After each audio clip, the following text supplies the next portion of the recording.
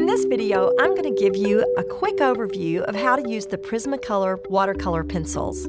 This product has a water-soluble binder, which will allow you to get wonderful effects very similar to a watercolor painting.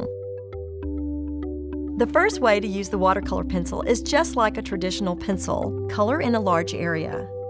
Next, take your brush, dip it into the water, and then begin to paint the area that you just colored. You will immediately see it begin to liquefy, a beautiful watercolor effect.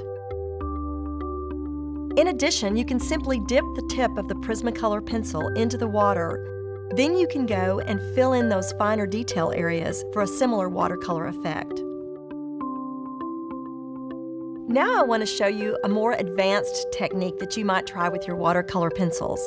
What I'd like for you to do is draw on a separate sheet of paper a couple of different colors.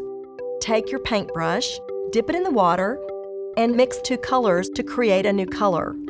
This will really expand your palette and give you lots of new colors to use.